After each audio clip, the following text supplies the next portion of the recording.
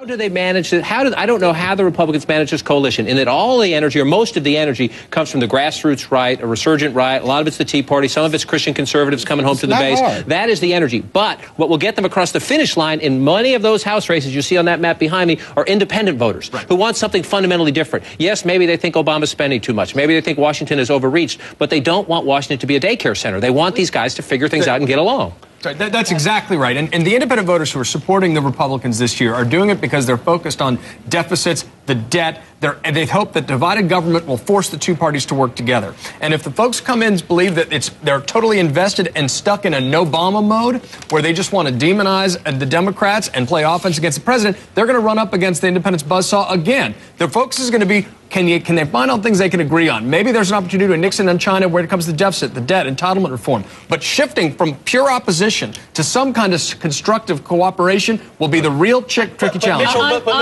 But Mitch has already said that his top priority is to defeat Barack Obama. It's not a political priority. It's his top priority. That's what he's out there for. So 2 years from now, we're going to be having the same conversation about a process takes place. And what has not occurred for the last 2 years, in spite of the president promising in the 2008 that he's going to be above partisanship, if anything is going to work, it's going to be bipartisan.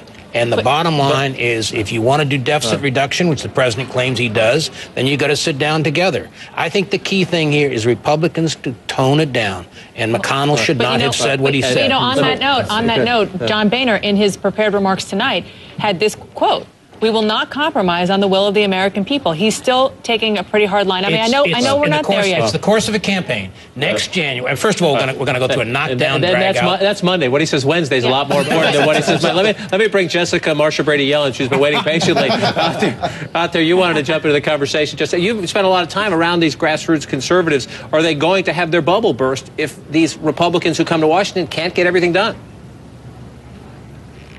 I think that as long as their activists continue to take the vote and try to repeal Obamacare or try to take a stand, they'll be satisfied with them and angry with the larger Republican Party and the larger establishment. So they do need to see these Tea Party elected officials do some of what they expected of them, even if it doesn't get through.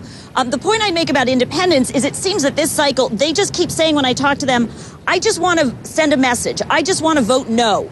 They're just voting against whoever's there, and if they don't get what they like, in 2 years they're going to vote against the next people who are there, and they could keep flip-flopping back and forth until they get something that looks like compromise and cooperation in Washington. I just tell you, I've been talking to some Republicans today on this issue of no compromise, and they say, yes, of course, we're going to push 1, 2, 3, however many times on repealing health care, which they know is not going to go anywhere. They are going to push on reducing the deficit and spending and things like that, but they say they realize that they're not going to be able to get it all, so they actually will try to trim around the corners on things like health care and hope that will at least help the base. How much of the contract with America was passed? Almost nothing. Almost nothing. Yeah. And they didn't get voted out for a long time. And they got voted out because they lost their way and they lost the fiscal. As long as these guys stay fiscally conservative, which I think Democrats and Republicans alike are going to be more fiscally conservative, and that in itself may be the most meaningful part of this election. And John, that's why I make the point that when we keep assuming that if these Tea Party members are elected, that somehow they're going to